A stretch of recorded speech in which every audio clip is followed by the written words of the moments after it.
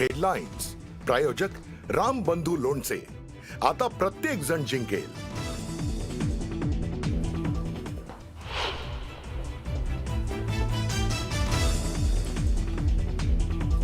सर्व मराठी माणसाचं ठरलंय, एक आहे तर सेफ आहे. ठाकरेचं बेस्ट आहे. संजय राऊतांची सोशल मीडियावर सूचक पोस्ट.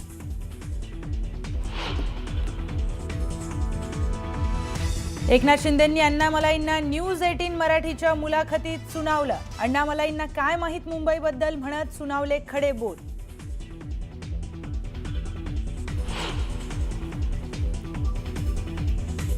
सिंचनाच्या फाईलवरून अजित पवारांचा मोठा गौप्यस्फोट. पुरंदर योजनेतून पार्टी फंडासाठी 100 कोटी काढले.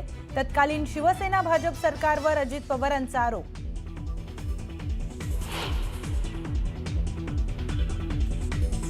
अजित पवारांनी 25 वर्ष ही माहिती दडपून का ठेवली? पुरंदर उपसा योजनेसंदर्भात अजितदादांनी केलेल्या वक्तव्यानंतर खडसेंचा सवाल. तर तुम्ही फाईल जनतेसाठी खुली करावी, खडसेंची मागणी.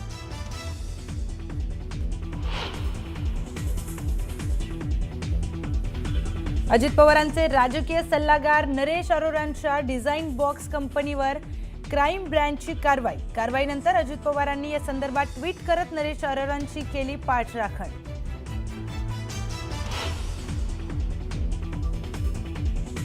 मनसे अध्यक्ष राज ठाकरेंनी बोलावली सर्व उमेदवार प्रतिनिधींची बैठक. मतदानाच्या दिवशी काय तयारी करायची याबाबत होणार चर्चा.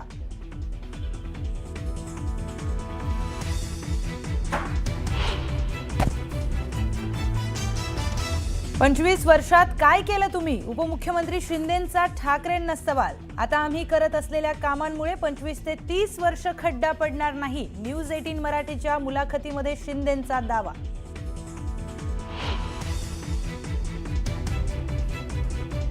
भाजप उमेदवाराचा पती डान्स बारमध्ये पैसे उडवत असल्याचा व्हिडिओ. शिवसेना नेते धंगेकरांनी केला ट्विट. चारित्र्यहीन लोकांसाठी भाजपचं वेगळं आरक्षण असल्याचा लगावला टोला.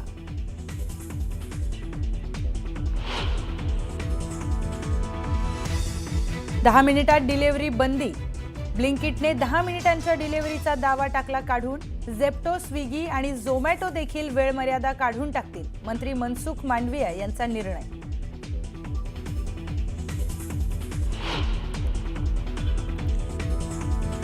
मकर संक्रांतीनिमित्त विठ्ठलाला हलव्याचे दागिने. रुक्मिणी मातेचा वाणवसा करण्यासाठी पंढरपुरात महिलांची मोठी गर्दी. तर विठ्ठल मंदिराला फुलांची आरास.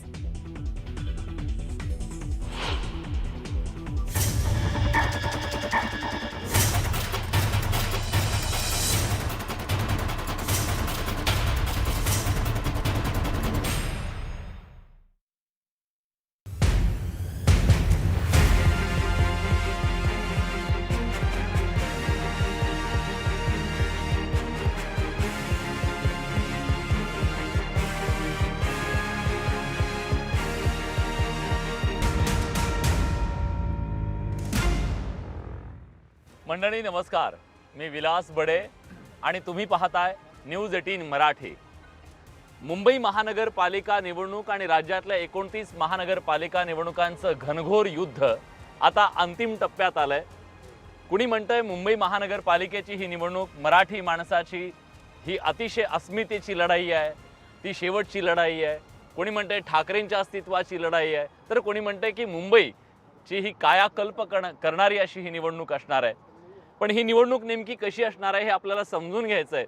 आणि अंतिम टप्प्यामध्ये या निवडणुकीमध्ये जे अतिशय महत्त्वाचा घटक असणार आहेत, शिवसेनेची महत्त्वाची जबाबदारी ज्यांच्याकडे आलेली आहे ते राज्याचे उपमुख्यमंत्री एकनाथ शिंदे आपल्यासोबत आहेत. आणि ही मुलाखत घेण्यासाठी माझ्यासोबत आता आहेत न्यूज 18 मराठीचे संपादक मंदार फणसे सर.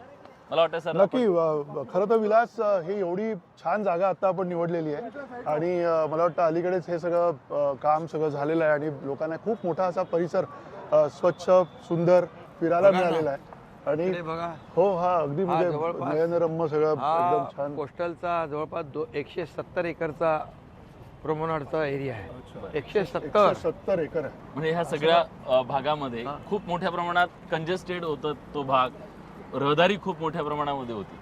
रहदारी होती, आता मोकळं झालंय सगळं. आता मोकळं झालं आणि एअरपोर्ट वरनं किती तुम्हीच तिकडनं आलात त्या बाजूनी मला असं वाटतं. हो मला वाटतं किती 5-7 मिनिटात 10 मिनिटात तिकडनं यायला पुण्याला म्हणजे कोस्टलमुळे कोस्टलमुळे.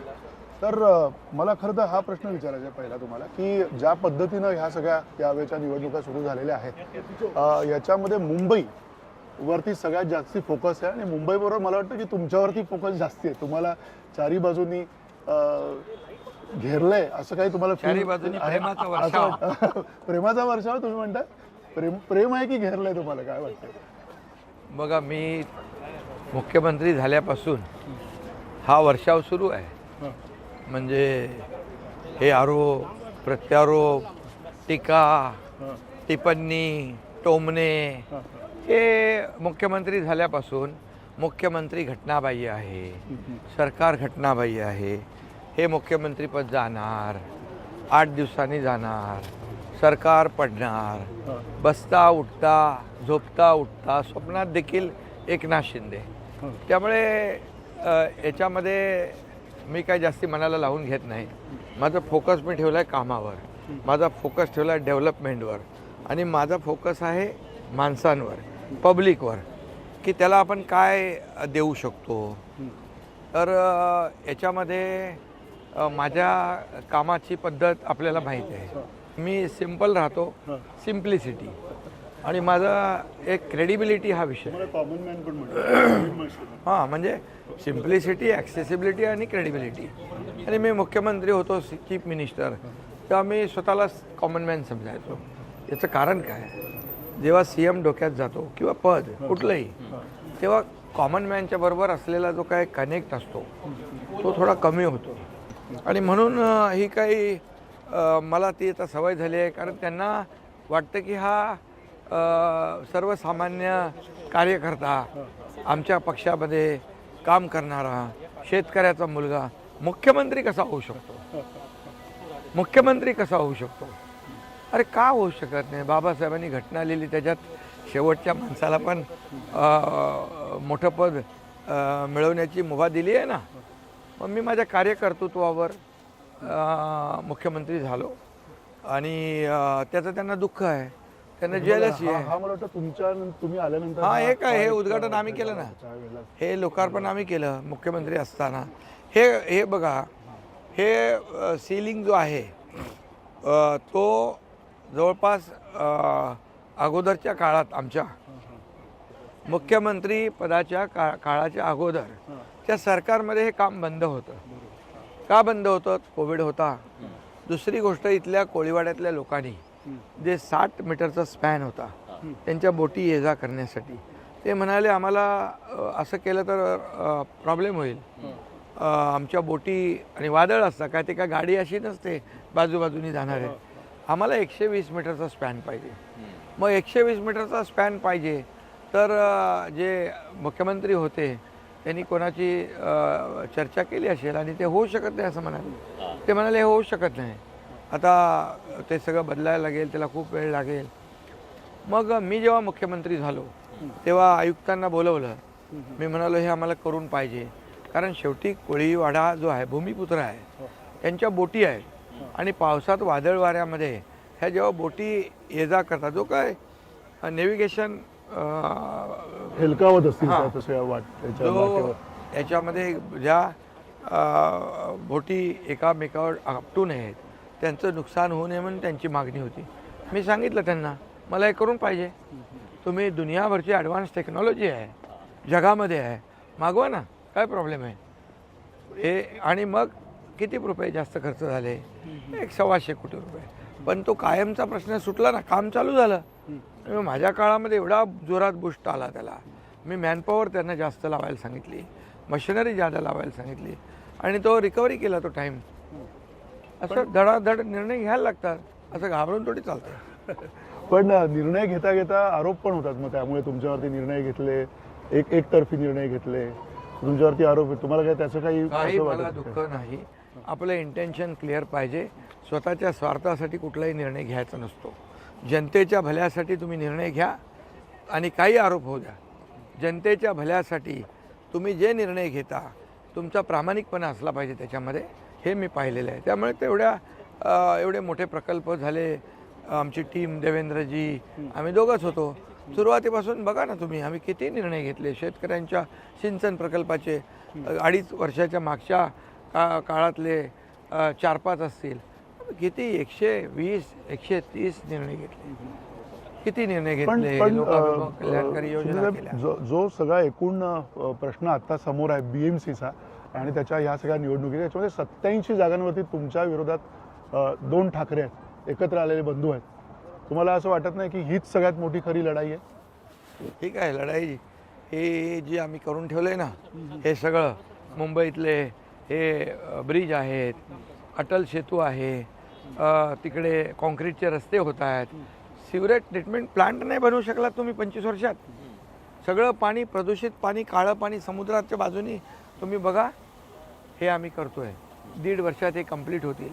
निळं क्षार समुद्र होईल, प्रदूषण कमी होईल. का नाही केलं? कॉन्क्रीटचे रस्ते का नाही केले? का खड्ड्यातून लोकांचा प्रवास दिला? का लोकांचे ॲक्सिडेंट घडवले? का माणसं मेली? याला जबाबदार कोण? आणि रिपेअरवर किती पैसे खर्च केले डांबराच्या, हे कोण मोजणार? हा जनतेचा पैसा. आता कॉन्क्रीटचे रस्ते आम्ही केले 2 फेजमध्ये. चहलला बोलावलं, बोले आम्हाला कॉन्क्रीटचे रस्ते करायचे आहेत.